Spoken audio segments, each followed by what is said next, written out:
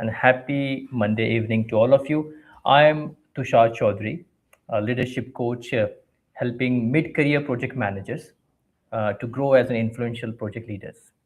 So today's quick talk, which I have planned today for with all of you, is very simple, uh, practical, useful for all of you for day to day your project leadership role point of view. Now, before I go more deeper in the topic today, I just want you to imagine this or picturize this. It's almost 6 o'clock in the evening. You are in a project meeting, and the client is trying to breathe out down your neck. And one of your team member just said to you, Tushar, I will need 2 more days. And suddenly, your blood pressure shoots up. You want to say something sharp. Yeah. Now pause. What you do in the next 10 seconds decides whether your team will stay motivated or they stay scared with you. That's emotional intelligence in action. Now, no fancy theory, just small everyday choices that you make on at the workplaces. So today, I want to share with you the 5 habits that make the project leader emotionally strong, emotionally competent, and help you to calm under pressure, handle that team dramas, and effectively trusted by your team members and also respected by the people, your stakeholders, your clients. So before we dive into the topic, if you have ever dealt with such a team drama, I want you to type yes in the comment section. Now let's see how many of us have been through the same chaos. Okay. Now, many of you might have this question in mind. What really emotional incompetence at workplace really means? No. So let me simplify this. Emotional competence does not mean you being soft, you being silent, or you avoiding tough conversations. It actually means you handling pressure without dumping it on others. See, anyone can manage tasks. Only few can manage emotions, especially under the stress situation, in the conflict situations. And projects don't fail because of the tools. The projects fail because people shut down. Okay. Now let me share with you 5 habits of emotionally competent project leaders to deal with your day-to-day team drama and then helping them to achieve the results or you achieving results. So the habit number one, you know don't try to label people, try to label your own feelings. Let me share you a very real life example. I remember in one of the review meeting, one a project manager once said to his team member is, you careless, you always delay the things. And the entire room was cold. The team members stopped talking, and that slowed down the work also, and the morale of the team also went down. Now, the same situation, but emotionally intelligent leader will handle it very differently. Now, the emotionally intelligent leader could handle this and say this way, guys, I'm feeling really worried because our deadline has slipped, and could you help me understand what really happened here? So this will actually encourage team member to explain why the things happen. Maybe the input not received on time, maybe the vendors have delayed the things. So this will help you to solve the problems. No ego hurting here, no drama here. So emotionally competent leaders, they don't label people, they label their own feelings. See, when you feel upset, pause and identify your emotions. Is it frustration? Is it disappointment? Maybe even fear? Now, by doing this, you avoid blaming others and start the conversation on understanding your internal state. Now, this habit encourages clarity. It also helps you self reflect and help you approach the crisis, the conflicts, the arguments very constructively. Yeah, that was a habit number one. Habit number two, I think you need to consider others' feelings when you speak. So let me ask you something. Have you ever said something correct but said it in a wrong tone? Have you experienced such a situation? So I remember in one of the meeting, this project manager said to his team member, this idea won't work. I do not appreciate this. Silent. Discussion dead.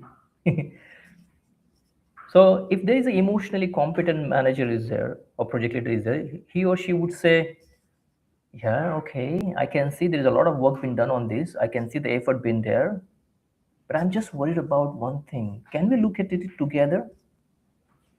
Same feedback, but different energy. So what I mean to say here is before you speak, just ask yourself, how would I feel if this was said to me? Now that one question can save the relationships.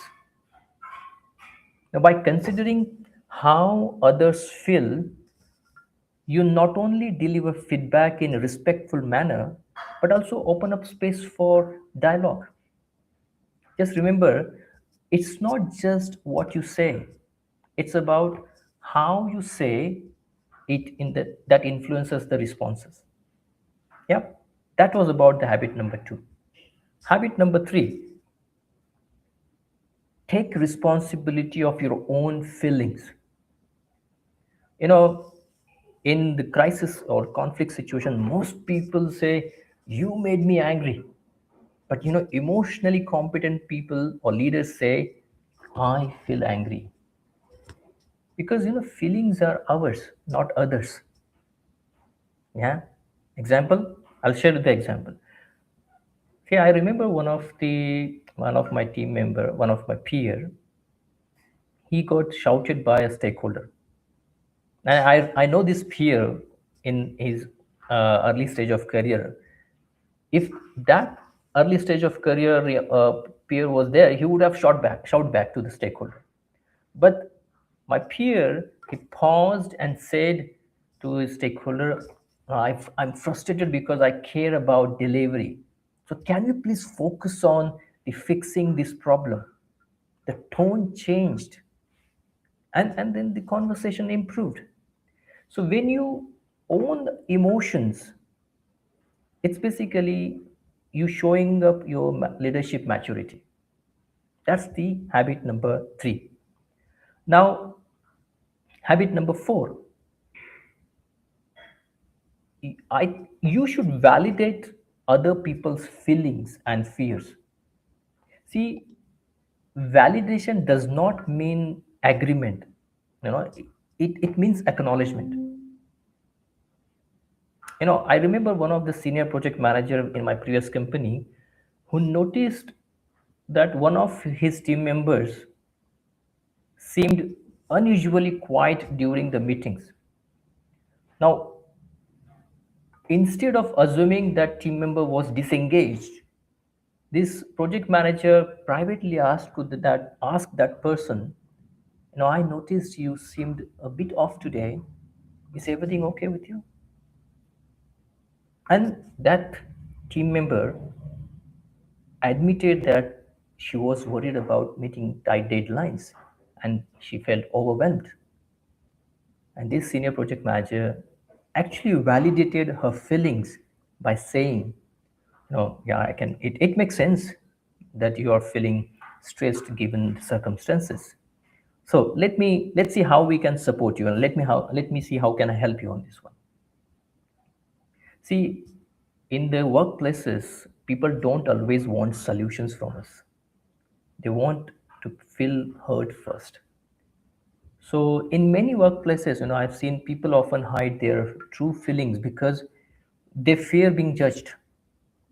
See, when you take a moment to validate someone's emotions, you not only help them feel understood, but also you lay the groundwork for collaborative problem solving. Yeah, that's the habit number 4. Now, habit number 5. This is really close to see because I have such a great experiences of this. Habit number 5: ask, don't tell. And this is the habit can change your entire leadership game. Okay? I want to finish with a story that perfectly illustrates this habit. I remember in my previous company, during a very critical project delivery, I remember a project manager who was known for that bossy style, that commanding style, controlling style. His approach was, when I say do this, then do it. When I say you follow my approach, you follow my way. It's like tell it like it is approach. And one day, I saw a change in this project manager. Instead of lecturing his team on what went wrong, he asked, what do you think we could have done some differently to avoid this problem, avoid this delay? And his question invited the team to share their perspectives and come up with solutions together. Now, so leaders, when leaders try to control or command people, they often shut down the communication. But when you ask questions, you encourage people, you empower your team to think creatively and contribute more ideas. Now this approach help to build that trust and collaboration within the team, and this approach saves time and cost also. See, asking creates ownership, but telling creates resistance in the team. Okay, that's the habit number 5. Now what I want to do, I want to give you a daily toolkit you can start using tomorrow. So note it down. First, pause for 3 seconds before replying. Second, start with I feel. You have to your emotions. I feel. You take ownership of your own emotions. I feel. I feel frustrated. I feel disappointed. I feel worried about something. Something. 3, ask one open question. 4, validate one emotion in every meeting. And 5th, replace one command with a question. That's all. Nothing's complicated, just simple, just practice it. Now, let me leave this quote with you. Projects succeed not because of those perfect plans, but because the leaders handle the emotions well. Try one habit this week, just one. And then, I'm really keen to hear from you. Which habit will you try first? Okay. So if this session has helped you, then I would like you to please follow me, like this video, or share it to the right people, comment on it one, and if you really want to listen or hear or understand such a more leadership sessions or lessons, I will encourage you to join my community, Project Leadership Mastery. The link is in the comment section. Okay, let's build together the leaders who are calm, human, and effective, even at 6 p.m. meetings. Okay, so thank you very much for joining this session.